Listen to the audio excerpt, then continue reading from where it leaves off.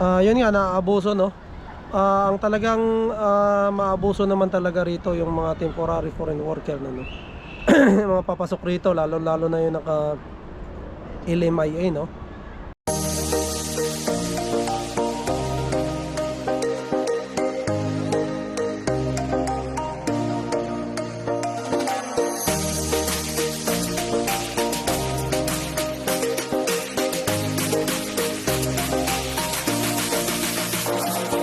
Ito, Davao del Sur, nandito.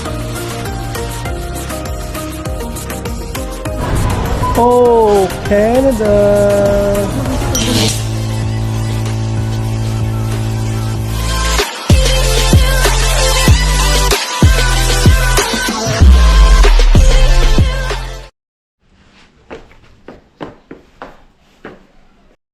Lalabas tayo ngayon, maglakad-lakad tayo, no? Samahan natin si Inday sa playground. Ito sa may ano lang, malapit sa amin mga par. Ganda ng panahon, no? Ayun, medyo madumi lang yung salamin. Plus 16, no? Feels like 14 mga par. Ganda. Tingnan mo yung ano natin. Ano na to mga par, no? 3 buwan na tong sili ko. Ganun pa rin, no? Dahil hindi ko na ililipat, no? Lilipat ko nga to. Lagi ko na lang sinasabing lilipat. Hindi ko man nililipat. No? Shoutout Andrea Jeds TV, no? Par. Alan Sili. Mama Andrea, no? Kantuwa ako na sa garden ni Mama Andrea kasi talagang napaka, ano, ang daming bunga. Ang dami niya, no? Kaya gusto kong magka-backyard din mga par, no? Para makapagtanim talaga. Dito kasi wala, eh. Paso lang, eh. Tapos, yung lupa na yan, kinuha ko pa yan doon sa, ano, kina Sir Ali, no? Tapos nilagay ko rito sa paso. Maliit tong paso ko kaya ano, hindi siya talaga siya ano, hindi siya lumago, no? Ewan ko kung mamumunga to, pero dilig-diligan ko na lang. Kaya ngayon mag-winter na mga par, no? Malamig na. So yan, lakad-lakad lang kami mga par, no? Samahan nyo kami.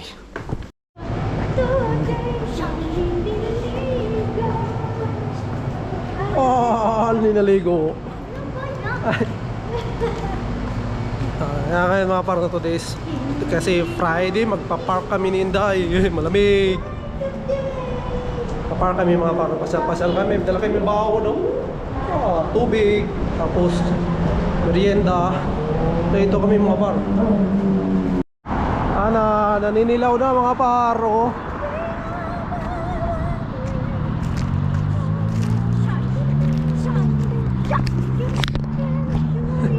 Ninilaw na yung mga dahon, umpisa na, no? Oy, shoutout pala, oh. Best duck.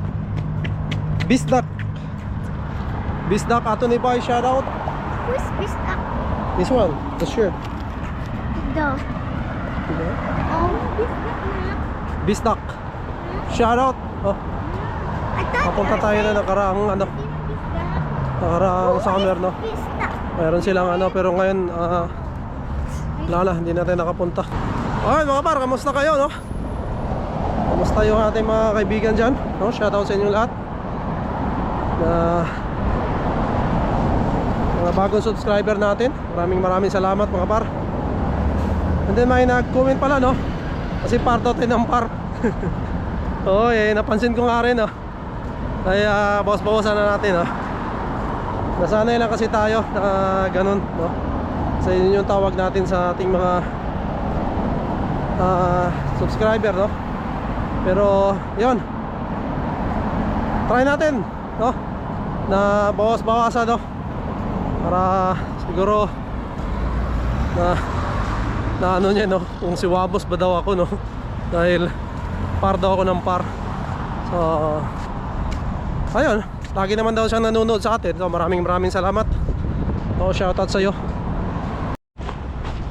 Ay, malapit ang Halloween mga par. Oh, Ha? hi, pangit. What? Pennywise. Wow. May mga horror ano na sila, Inday, oh. Wednesday na. Oh, Haven's Wednesday. Ha? Haven's Wednesday. Yeah. Haven Wednesday. No, it's Raven. Oh, Raven. Oh, scary. May mga ano, Inday, oh, kalansay, oh. Socks. Oh, look Kalansay. at these ducks. Kalansay. Oh, it's good. Spooky, scary skeletons. Ha? Jason ba to? Jason mo. Yeah, it's Jason. Oh, You, yeah. I think you can like switch the heads and replace them with the hearts. Imagine this move that night, Blake, bro. I would punch it. It's gonna be there, bro. Oh, yeah. Guess what, guys? We're gaming. Guess what? This Halloween is gonna be not scary because it's gonna be K-pop demon hunters and all of those brain rots. Like, bro, just pick something scary, not like silly and stuff.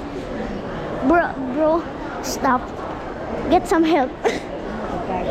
Ty, I smell chicken Jollibee from here. Jollibee.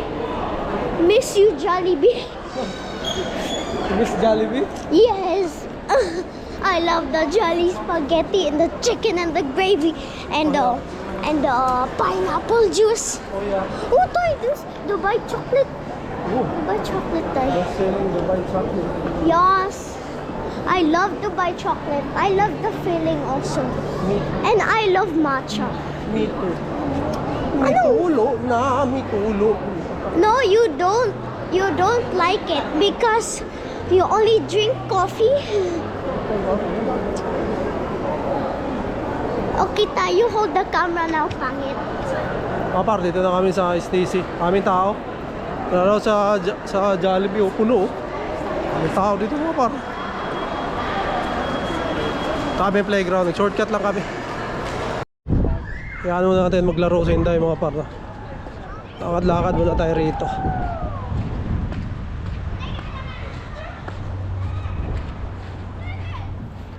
Nakabara pala ang buhok natin. Ala yung STC mga paro. Kabila oh. Yan, STC na yan dyan. Dito lang tayo sa ano. Dito mga par, pag may mga Filipino event, inaano rin ito. Dinadaos din nila rito mga par. Kasi malawak eh oh. Yung mga Filipino ano. Or may mga event mga par. Nag-ano rin sila rito. So yun. Maganda pag nakatira ka rito mga par oh. Yung building na yan oh. Kasi napakalapit mo lang sa STC. And then pagsasakay ka ng bus, ito nga, bababa ka lang doon no? Diretso ka lang doon, malapit. Pero malamang to, mas mahal to mga par. Mahal to kasi malapit sa mall eh no? Ayun. Medyo talaga malamig na mga par no? Mga November, malamig na to. So talagang yung jacket natin na ganito, ano na, papalitan na natin ng mas makapal. Nire-ready na rin yung jacket natin doon no. Pati yung ano natin, yung tawag dito, gloves. Kasi kailangan talaga rin natin yun pagka talagang malamig na mga par no? So mga December pa natin magagamit. Ang lamig naman dito talaga ay parang December na no, kalagitan ng December. Tapos January, February mga par, yun talagang ano na, palamigan dito no. Pagdating ng March, medyo ano na siya. April, pawala na no, balik na naman ng summer. Ganun lang. Kaya ayan, di natin alam, baka ngayong November mag-snow na no.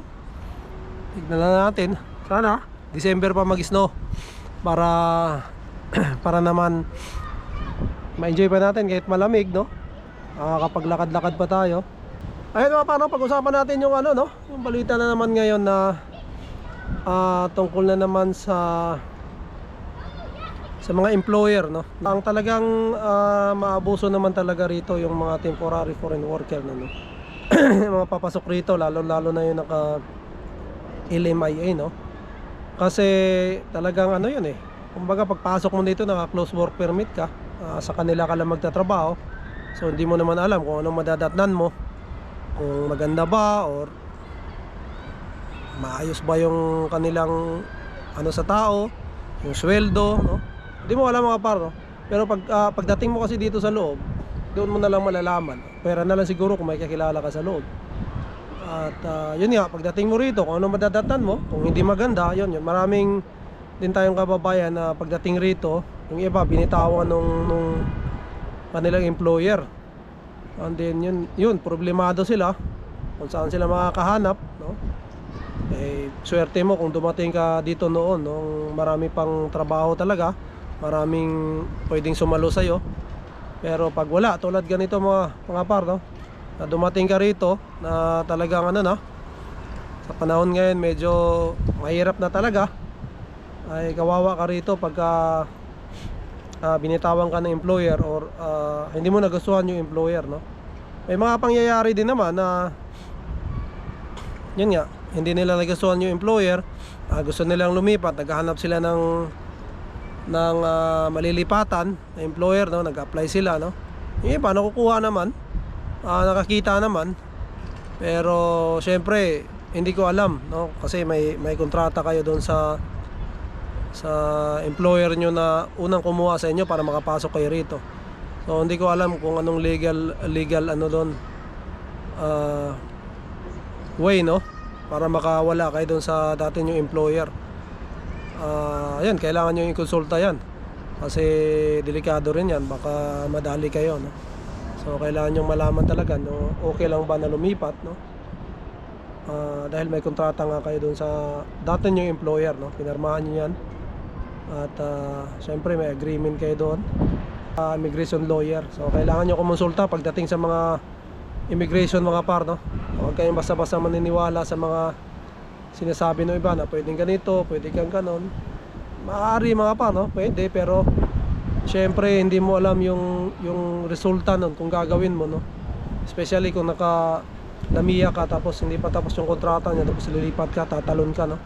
So kailangan ng ano mo dyan, kailangan talaga ng legal advice, no? Or sila yung mag-aano sa'yo, sila yung mag-a-assist sa'yo para wala kang malabag na batas, no? Kasi mahirap yun mga par. Pagkwentuhan nga namin ni Sir Ali Paras nung nakaraan mga par, no? Na talagang dito sa Canada pagka nahuli ka, no? At pag nakita yung kumpanya mo na gano'n, no? Ay talagang halos ipasara na nila mga par, no? Talagang napakalaki ng ano mo ng yung multa, no? So halos nga ipasara na yung kumpanya dahil sa paglabag mo ng kanilang ano, no? Kanilang rules, no? Sinabi pa nga ni Sir Ali, malaking kumpanya pa nga daw yun, no? Malaking kumpanya at talagang pinagmulta ng napakalaki. So yun nga, sabi nga niya halos ipasaraw na yung kumpanya mo. So talagang ano ka, no? Para maging lesson, no? Para hindi na pamarisan siguro, no? Para hindi na gayahin ng iba. Ayun. Yun nga, dahil marami dito mga parang employer na kumukuha nga ng mga temporary foreign worker, no? Dahil yun nga, sinasabi nila na wala silang ma-hired, kulang sa tao, no? Maraming mga dahilan mga par, no? And syempre ikaw pagka temporary foreign worker ka nga, syempre ang gusto mo lang noon makaalis, no? And makapunta rito, lalo lang dito sa Canada, and then kumita syempre para sa iyong pamilya, no? Yan naman ang gusto natin, eh. Hindi naman tayo pumunta rito para yun nga makipag-argue dyan sa mga employer, kasi wala naman tayong laban dyan mga par. Unang-una, malaki yan sila, eh. Tayo ano lang, isa lang tayong empleyado, no?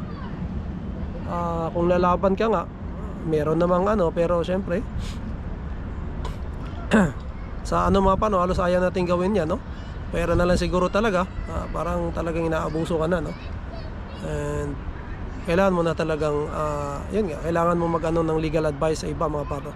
Hindi po pwede yung daanin sa init ng ulo, kasi talo ka, no?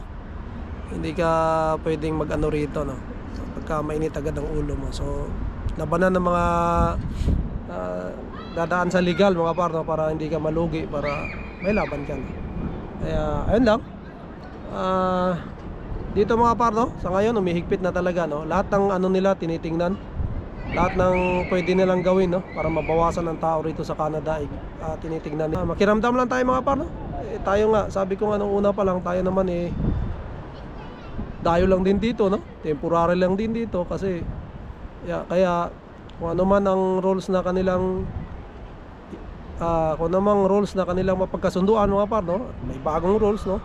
Tayo na may susunod talaga kasi talagang walang magawa tayo, no? Kasi dayo nga lang tayo, hindi tayo pwedeng mag-flex dito mga par na talagang may ano tayo, no? Talagang bagay entitled tayo sa ano. Tayo naman ay temporary lang.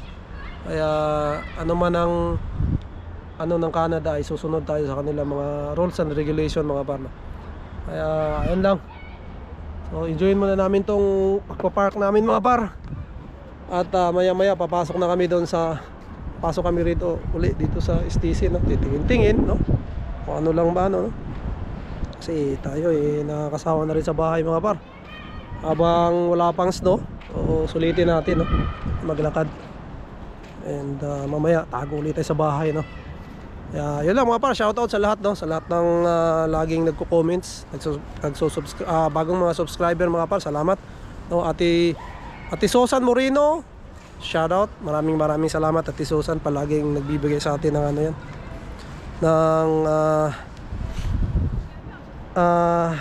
ng advice, no? Kung anong mga dapat gawin kasi si Ate Susan matagal na rin yan dito. Siyempre shoutout din kay Ate Susan Mendoza, ay Kuya Puto Mendoza, Kuya Mark Mendoza, no? Shoutout, maraming salamat. Yan po mag-asawa ay napakabait din po Ate Susan, shoutout po, napakabait Ate Susan Mendoza. At saka namimiss na natin yung ano niya, yung dinala niya nila ni Kuya Puto, no, na ano, dinuguan. Kailan kayo makakatikim na naman ng dinuguan, Ate Susan? Ayun.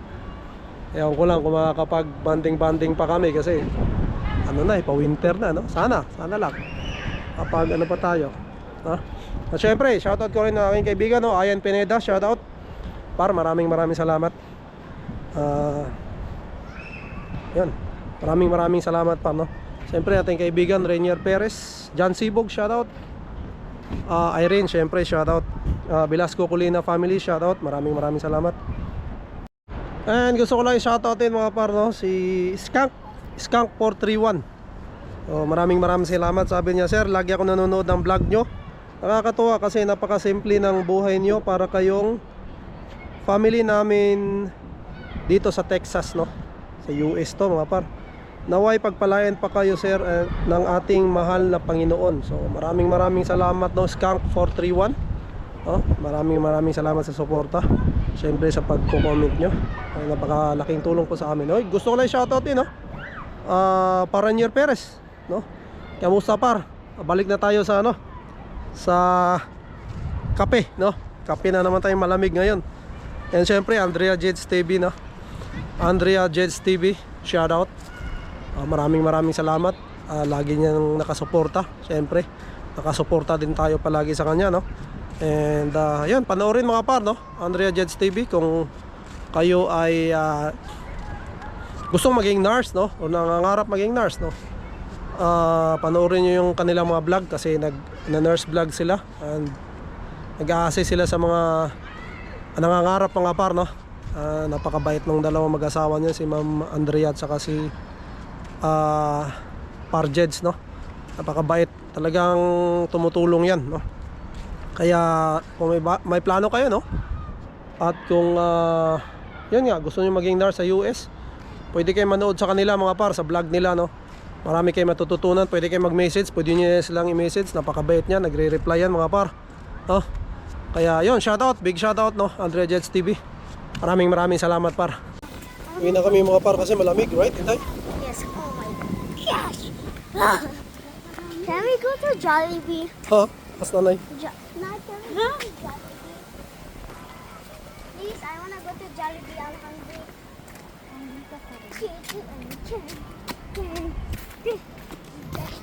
Ayun mga par, pasok na kami kasi ano na, lakas ng hangin, malamig.